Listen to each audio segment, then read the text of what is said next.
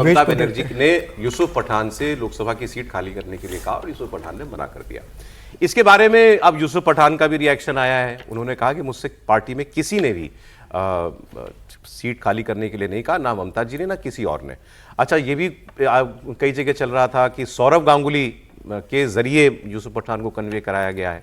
तो सौरव गांगुली ने भी पोस्ट किया है कि मेरी ऐसी कोई बात किसी से नहीं हुई है, ना मुझसे किसी ने किसी को कुछ कन्वे करने के लिए कहा और ना मैंने कुछ किया। तो दोनों ही लोग इससे पीछा छुड़ा रहे हैं। सौरव गांगुली का तो चलिए ये समझ में आता है कि वो क्यों खामखा में बीजेपी की नजरों में ये हुआ है कि भाई मैं कंडुइट था टीएमसी की है तो भाई। अच्छा भाई। और यूसुफ पठान साहब का बोलना जो है वो जरूरी भी था, उनको स्थिति साफ करनी थी। अब इसमें सच कौन बोल रहा है उसकी बात हम लोग करेंगे। आप यूसुफ पठान को सुनिए। आपसे मैं एक बात शेयर करना चाहता था कि पिछले कई समय से एक न्यूज़ बहुत ही वायरल हो रहा है कि ममता बनर्जी ने यूसुफ पठान से कहा कि बहरामपुर लोकसभा से उनके एमपी पद से रिजाइन कर दे ताकि वो लोकसभा इलेक्शन लड़ सके वहां से। मुझे ममता बनर्जी ने कभी भी ये बात नहीं की। लास्ट मीटिंग भी हुई थी, वहां पे भी उन्होंने मुझे ये बात नहीं की और ना उन्होंने किसी ऑफिशियल पार्टी के किसी लीडर से ये बात कहलवाई। ये बात सरासर गलत है। देखिए, ये जो इस तरीके की खबरें होती हैं कभी ब्लैक एंड व्हाइट में नहीं होती। कोई आदमी कभी आके ऑफिशियली तो ये कहेगा नहीं कि हमने कहा यूसुफ पठान से या इनसे कि आप इतना सीट तो खाली यूसुफ पठान को कहना चाहिए था। जब बोल ही रहे थे तो कहना चाहिए था कि यदि ऐसा कोई कहेगा तो मैं तैयार हूं सीट छोड़ने के लिए। मतलब एक जनरली है कि अगर एक आवाज भी दे ममता बनर्जी। ऐसा पॉलिटिकल लीडर ऐसा कहते हैं नॉर्मली। नहीं, उन्होंने हर बार ममता बनर्जी की नाम लिया है। आदरणीय नहीं लिया, कुछ भी नहीं कहा। जिस अंदाज में बात कर रहे हैं, पहले आदरणीय बोलते थे वो। ये पार्टी के नेता के लिए बात कर रहे हैं। पहले आदरणीय ममता जी बोलते थे। कहते हैं कि यदि कहा जाता तो मैं 1 मिनट में ये विद्रोह है भाई। वो कह रहा है कि तुम्हारी औकात क्या है, मेरे सामने नहीं छोड़ूंगा, जो करना है कर लो। वो साफ साफ कह रहा है। उसकी आप भाव भंगिमा उस आदमी की देखिए। ममता वो बनर्जी तैयार ही नहीं है मानने को कि मैं ममता बनर्जी की वजह से हूं। वो कह रहा है कि मुझे नहीं कहा, ममता बनर्जी ने किसी से नहीं कहा। वरना जो विजय जी ने कहा, ये तो सबसे पहली लाइन थी, मुझे किसी ने नहीं कहा, लेकिन आदरणीय ममता बनर्जी मेरी सर्वोच्च नेता हैं, उनकी वजह से मैं सांसद बना हूं। जब वो कहेंगे तब छोड़ दूंगा। उनके लिए सवाल ही क्या है। लेकिन ऐसी तो कोई बात आई नहीं। इसका सीधा सा मतलब हुआ कि चाहे जिस जरिए से आए हों, चूंकि सौरव गांगुली मना कर चुके हैं तो उनका ठीक है, उनको और फंसाने की जरूरत नहीं है धर्म संकट में। लेकिन वो ये काम पहले करते रहे। मतलब सौरव गांगुली बड़े इस मामले में थोड़ा सौरव जी संकट के वक्त में धर्म का सहारा लेते। नहीं, अब ये खबर सच रही होगी या नहीं कि ममता जी ने इनसे सीट के लिए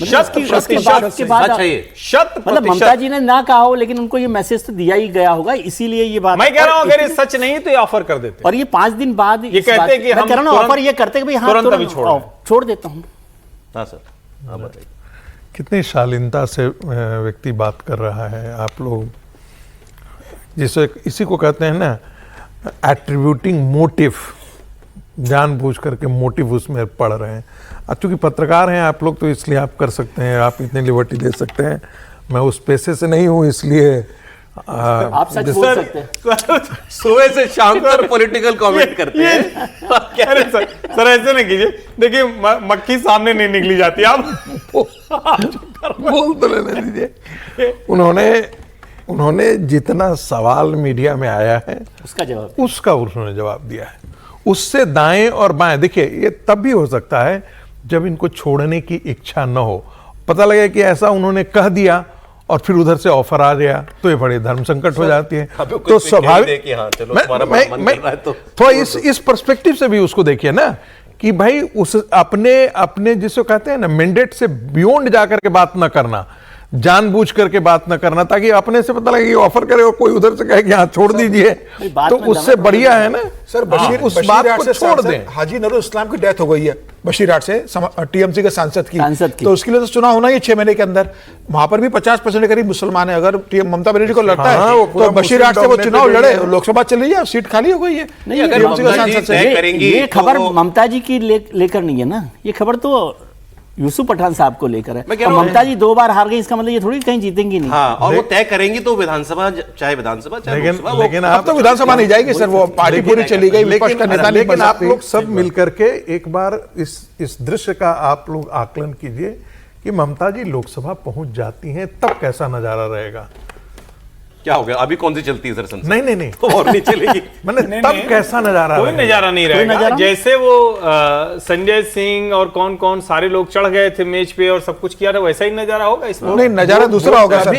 सर नजारा दूसरा होगा। ममता बनर्जी लोकसभा में होगी और टीएमसी की संसदीय दल की नेता होगी, दस्तीदार वहां पर कोकिला बेन होगी, और सारे लोग अलग बैठेंगे। ममता बनर्जी और अभिषेक बनर्जी 2 अलग बैठेंगे और बाकी सारे सांसद अलग बैठेंगे। ये नजारा होगा।